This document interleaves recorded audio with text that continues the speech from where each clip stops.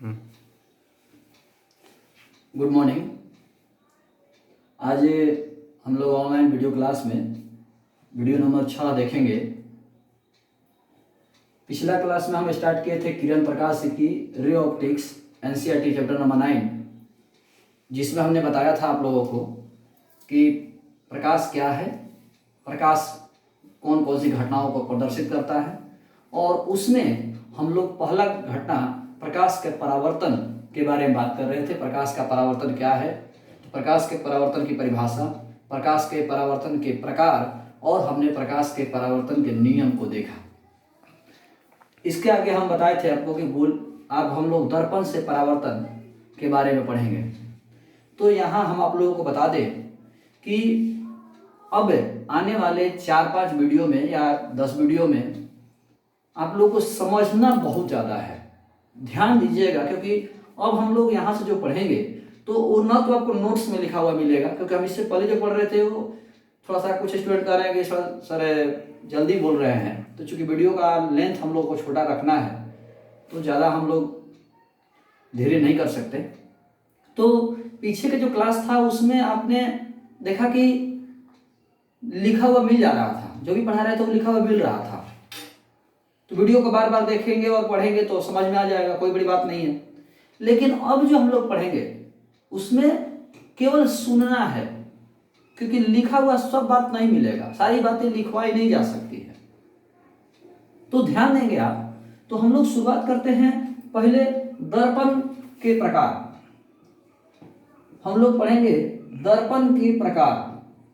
तो दर्पण के प्रकार में हम लोग पहला देखते हैं तो समतल दर्पण,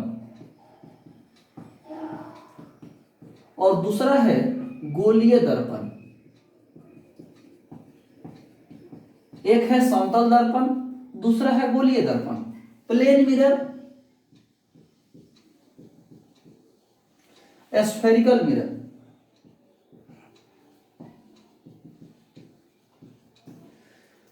तो हम लोग समतल दर्पण के बारे में पहले जान लें, क्योंकि समतल दर्पण आगे हम लोग को नहीं मिलेगा, जितना है इतना ही रहेगा, क्योंकि हम लोग को पढ़ना है एक्चुअली गोलीय दर्पण। तो समतल दर्पण वह दर्पण जिसका परावर्तक सतह फ्लैट हो, समतल हो। वह दर्पण जिसका परावर्तक सतह समतल हो वो समतल दर्पण है। समतल दर्पण वह दर्पण जिसका परावर्तक सतह समतल हो। समतल दर्पण में हम लोग देखेंगे कि जिसका परावर्तक सतह समतल है वो हमारा समतल दर्पण है। समतल दर्पण के गुण की जैसे बात करें तो समतल दर्पण की वक्रता केंद्र और फोकस अनंत पर होते हैं। इस वर्ड को भी देखिएगा, अनंत वर्ड का इस्तेमाल 2 सेंस में होता है, एक जगह बताने के लिए और एक वैल्यू बताने के लिए। कितना है तो अनंत है, कहाँ है तो अनंत पर है, दोनों सेंसों में अनंत का इस्तेमाल होता है। आपके पास कितना पैसा है तो अनंत पैसा है, इसका मतलब हुआ कि यहां पर वैल्यू बता रहा है कि बहुत ज्यादा है। और कहां चले गए तो अनंत पर चले गए, यह हुआ जगह बता रहा है। तो अनंत वर्ड का इस्तेमाल जगह और मात्रा दोनों में होता है। तो जैसे फोकस और वक्रता केंद्र कहां होते हैं तो अनंत पर होते हैं, यह जगह बता रहा है। और फोकस दूरी और वक्रता त्रिज्या कितना होता है तो अनंत होता है, यहां वैल्यू बता रहा है। तो ध्यान रखिएगा, वक्रता केंद्र और फोकस अनंत पर होते हैं, तो पर हो गया तो ये जगह बता रहा है, और वक्रता त्रिज्या और फोकस दूरी अनंत होते हैं, ये वैल्यू बता रहा है। तो समतल दर्पण का परावर्तक सतह समतल होता है। समतल दर्पण की वक्रता त्रिज्या और फोकस दूरी अनंत होती है। समतल दर्पण की वक्रता केंद्र और फोकस अनंत पर होते हैं। समतल दर्पण में जितनी दूरी पर वस्तु रहेगी उतना ही दूरी पर प्रतिबिंब बनेगा। यह जरूर ध्यान रखिएगा कि समतल दर्पण में वस्तु दूरी प्रतिबिंब दूरी के बराबर होता है। समतल दर्पण में वस्तु दूरी प्रतिबिंब दूरी के बराबर होता है। समतल दर्पण में वस्तु की ऊंचाई प्रतिबिंब की ऊंचाई के बराबर होती है, मतलब जितना हाइट का वस्तु रहेगा उतना ही हाइट का प्रतिबिंब बनेगा समतल दर्पण में। समतल दर्पण में वस्तु की ऊंचाई प्रतिबिंब की ऊंचाई के बराबर होती है। फिर से बात, समतल दर्पण का परावर्तक सतह समतल होता है, समतल दर्पण का वक्रता केंद्र और फोकस अनंत पर होता है, समतल दर्पण की वक्रता त्रिज्या और फोकस दूरी अनंत होती है, समतल दर्पण में वस्तु दूरी प्रतिबिंब दूरी के बराबर होता है, समतल दर्पण में वस्तु की ऊंचाई प्रतिबिंब की ऊंचाई के बराबर होता है। जब वस्तु की ऊंचाई प्रतिबिंब की ऊंचाई के बराबर है तो जानते होंगे समतल दर्पण का आवर्धन 1 होता है। कर दें। हम लोग जानते हैं कि समतल दर्पण में वस्तु की ऊंचाई प्रतिबिंब की ऊंचाई के बराबर है, तो हम ये भी कह सकते हैं कि आवर्धन इसका 1 होगा, क्योंकि आवर्धन बराबर होता है प्रतिबिंब की ऊंचाई बटा वस्तु की ऊंचाई, तो समतल दर्पण का आवर्धन 1 होता है। समतल दर्पण में जितनी दूरी पर वस्तु है उतनी ही दूरी पर प्रतिबिंब है, जितना ऊंचाई का वस्तु है उतना ही ऊंचाई का प्रतिबिंब है, इसीलिए समतल दर्पण में आवर्धन जो है 1 होता है। समतल दर्पण में लैटरल भर्स की घटना होती है, इसको हम कहते हैं पार्श्व विकृति कह सकते हैं, एक तरह से लैटरल भर्स की घटना होती है, यानी दाहिना वाला बाएं दिखेगा, बायां वाला दाहिने दिखेगा। आप दाहिना हाथ उठाइएगा, आईना में बायां हाथ दिखाएगा, यदि आप बायां हाथ उठाइएगा आईना में दाहिना हाथ दिखाएगा। ये बता रहा है कि समतल दर्पण में राइट वाला लेफ्ट दिखता है, लेफ्ट वाला राइट दिखता है, इसीलिए कहता है कि समतल दर्पण में लैटरल भर्स की घटना होती है।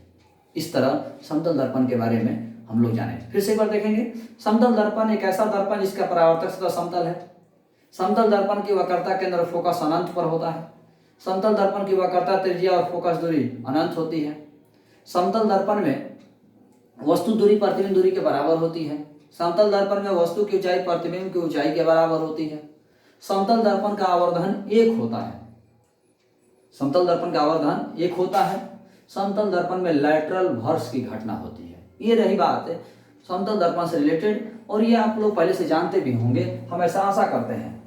लेकिन अभी जो हम बताने वाले हैं उसको जरूर ध्यान रखिएगा।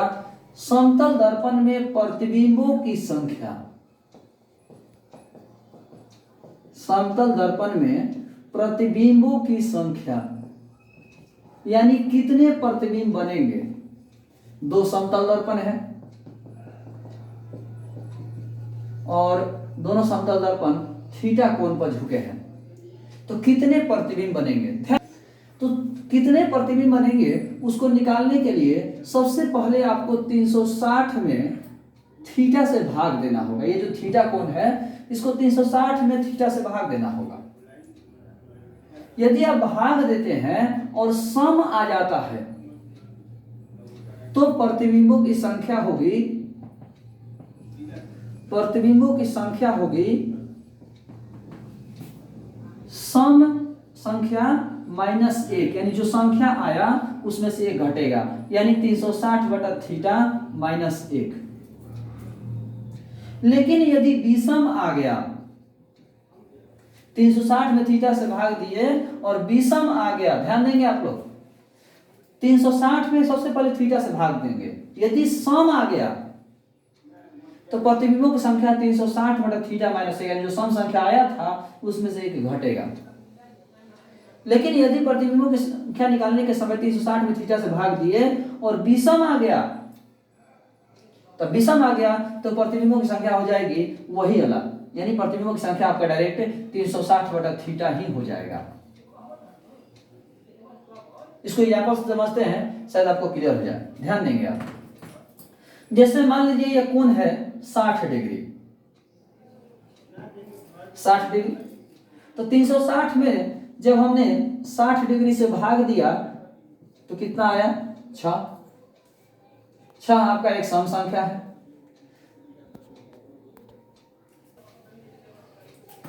तो 360 में हम थीटा से भाग दिए, 360 में थीटा से भाग दिए तो मान आया 6। 6 एक आपका सम संख्या है। तो सम संख्या है तो हम प्रतिबिंबों की संख्या की बात करें तो सम संख्या -1 हो जाएगा, यानी 6 -1 हो जाएगा, यानी 5 हो जाएगा। लेकिन यदि दोनों दर्पण के बीच का कोण 120 डिग्री हो तो 120 से जब हम भाग देंगे तो 12 × 36 यानी 3 होगा। और 3 जो है वो विषम संख्या है। 3 जब देख रहे हो वो विषम संख्या है, तो यहां पर प्रतिबिंबों की संख्या डायरेक्ट वही हो जाएगा, यानी 360 बटा थीटा ही हो जाएगा। और यानी 3 ही रह जाएगा, इसमें माइनस नहीं होगा। कुल मिलाकर के इसको शॉर्ट में समझने की कोशिश करें तो प्रतिबिंबों की संख्या निकालने के लिए सबसे पहले 360 में थीटा से भाग देंगे। 360 में थीटा से भाग देंगे, यदि सम आ गया तो उसमें से एक घट जाएगा, एक माइनस हो जाएगा, एक कम हो जाएगा। लेकिन यदि विषम आ गया तो ही आपका आंसर हो जाएगा। तो शॉर्ट वर्ड में हम ये भी कह सकते हैं कि समतल दर्पण में प्रतिबिंबों की संख्या जब भी होगी विषम होगी, जब भी होगी विषम होगी, क्योंकि सम आ जाएगा तो उसमें से कम कर देंगे तो विषम हो जाएगा, अब विषम आता है तो वही रह जाएगा। तो कुल मिलाकर समतल दर्पण में प्रतिबिंबों की संख्या हमेशा विषम होती है, ये ध्यान रखेंगे आप, बहुत ही महत्वपूर्ण एक ऑब्जेक्टिव हुआ। ये रही बात हमारी समतल दर्पण में प्रतिबिंबों की संख्या के बारे में, और इसी तरह हमारा समतल दर्पण समाप्त हुआ। समतल दर्पण में न्यूमेरिकल हो सकता है, न्यूमेरिकल है, लेकिन अभी हम लोग न्यूमेरिकल चर्चा नहीं करेंगे यहाँ पर। अभी हम लोग एक गोलीय दर्पण की बात करेंगे। दूसरा दर्पण गोलीय दर्पण। गोलीय दर्पण एक खोखले गोले का भाग होता है, ये खोखला गोला हो। गोलीय दर्पण एक खोखले गोले का ही भाग होता है, यानी खोखले गोले का टुकड़ा होता है। जैसा कि आप देख सकते हैं, इसका हमने टुकड़ा काट लिया, तो गोलीय दर्पण खोखले गोले का भाग होता है जिसका एक सतह पेंट किया रहता है। गोलीय दर्पण खोखले गोले का भाग होता है जिसका एक सतह पेंट किया रहता है। इसको बुक की भाषा में कलई किया हुआ कहते हैं, हम लोग लेपित किया हुआ कहते हैं। तो गोलीय दर्पण खोखले गोले का भाग होता है जिसका एक सतह पेंट किया रहता है, कलई किया रहता है, लेपित किया होता है। समतल दर्पण एक ऐसा दर्पण जिसका परावर्तक सतह समतल हो, लेकिन गोलीय दर्पण का परावर्तक सतह समतल नहीं होता है। गोलीय दर्पण एक ऐसा दर्पण जिसका एक ऐसा गोलीय दर्पण जो है एक खोखले गोले का भाग होता है जिसका एक सतह पेंट किया रहता है। तो गोलीय दर्पण खोखले गोले का भाग होता है। हम देखेंगे ये आपका खोखला गोला का हमने एक टुकड़ा बना लिया यहाँ से, और एक और खोखला गोला का टुकड़ा हमने यहाँ से काट लिया। तो गोलीय दर्पण खोखले गोले का भाग होता है जिसका एक सतह पेंट किया रहता है। तो इसका भी बाहरी सतह हमने यहाँ पर पेंट कर दिया, और यहाँ हमने एक भीतरी सतह पेंट कर दिया। हम इसका रीजन जरूर बताएंगे आगे जाकर के कि सर इसका बाहरी और इसका भीतरी सतह क्यों पेंट किए। तो गोलीय दर्पण खोखले गोले का भाग होता है जिसका एक सतह पेंट किया रहता है। गोलीय दर्पण के बारे में हम लोग चर्चा करें तो समझने की कोशिश कीजिएगा कुछ टर्म के बारे में। गोलीय दर्पण जिस खोखले गोले का भाग होता है, गोलीय दर्पण जिस खोखले गोले का भाग होता है उसके केंद्र को हम वक्रता केंद्र कहते हैं। गोलीय दर्पण जिस खोखले गोले का भाग होता है, ये गोलीय दर्पण हुआ, तो गोलीय दर्पण जिस खोखले गोले का भाग है उसके केंद्र को हम वक्रता केंद्र कहते हैं। यही वक्रता केंद्र है। सी जो हुआ आपका, ये वक्रता केंद्र हुआ। तो यहां पर हम देख सकते हैं कि दर्पण दो, एक यहां भी निकला और एक यहां भी निकला। इसका बाहरी सतह पेंट किया हुआ है जो उठा हुआ है, और इसका भीतरी सतह पेंट किया हुआ है जो धंसा हुआ है। तो जिसका बाहरी सतह पेंट किया हुआ, जिसका मैंने पेंट किया हुआ सतह जो है उठा हुआ है, ये अवतल दर्पण होगा, और जिसका पेंट किया हुआ हिस्सा धंसा हुआ है ये उत्तल दर्पण होगा। कुल मिलाकर ये अवतल दर्पण हुआ, एक उत्तल दर्पण हुआ। यानी गोलीय दर्पण दो प्रकार का होता है, एक अवतल दर्पण, एक उत्तल दर्पण। तो गोलीय दर्पण जिस खोखले गोले का भाग होता है उसके केंद्र को हम वक्रता केंद्र कहते हैं। दर्पण के मध्य बिंदु को हम ध्रुव कहेंगे। दर्पण के मध्य बिंदु को हम क्या कहेंगे? ध्रुव। गोलीय दर्पण जिस गोले का भाग होता है, जिस गोले का टुकड़ा होता है, उस गोले के केंद्र को वक्रता केंद्र कहते हैं। दर्पण के मध्य बिंदु को ध्रुव कहते हैं। यहां भी दर्पण है तो इसका भी मध्य बिंदु होगा, इसके मध्य बिंदु को हम ध्रुव कहेंगे। ये ध्रुव है, ये अवतल दर्पण का ध्रुव होगा, ये उत्तल दर्पण का ध्रुव होगा। बारी बारी हम सब में नहीं कहेंगे, और समझ लीजिएगा। ध्रुव और वक्रता केंद्र को मिलाने वाली रेखा ये दोनों जो भी हम बोलेंगे वो दोनों दर्पण में होगा, बार बार हम कहने की जरूरत नहीं है, जो भी होगा दोनों दर्पण में होगा। तो ध्रुव और वक्रता केंद्र को मिलाने वाली रेखा अक्ष होती है। ध्रुव और वक्रता केंद्र को मिलाने वाली रेखा अक्ष होती है। ध्रुव और वक्रता केंद्र को मिलाने वाली रेखा, रेखा बोल रहे हैं, ध्यान दीजिएगा आप लोग। ध्रुव और वक्रता केंद्र को मिलाने वाली रेखा अक्ष होती है। ध्रुव और वक्रता केंद्र के बीच की दूरी, उसमें हमने रेखा बोला था, तो ध्रुव और वक्रता केंद्र के बीच की दूरी, अब यहां दूरी बोल रहे हैं, तो दूरी जो होगा वो वक्रता त्रिज्या होगा। ध्रुव और वक्रता केंद्र को मिलाने वाली रेखा अक्ष है। ध्रुव और वक्रता केंद्र के बीच की दूरी वक्रता त्रिज्या है। ध्रुव और वक्रता केंद्र के बीच की दूरी वक्रता त्रिज्या है। नोटिस करिएगा आप लोग, ध्रुव और वक्रता केंद्र के बीच की बिंदु फोकस है। फोकस, फिर से एक बार, ध्रुव और वक्रता केंद्र को मिलाने वाली रेखा अक्ष, ध्रुव और वक्रता केंद्र के बीच की दूरी वक्रता त्रिज्या, ध्रुव और वक्रता केंद्र के बीच की बिंदु फोकस, फोकस बिंदु हुआ, दूरी वक्रता त्रिज्या हुआ, रेखा अक्ष हुआ। ध्रुव और वक्रता केंद्र को मिलाने वाली रेखा अक्ष। अब ये चीज जो बढ़ा रहे हैं हम आपको, ये सब लिखा हुआ कहीं नहीं मिलेगा, केवल सुन करके आपको याद रखना है।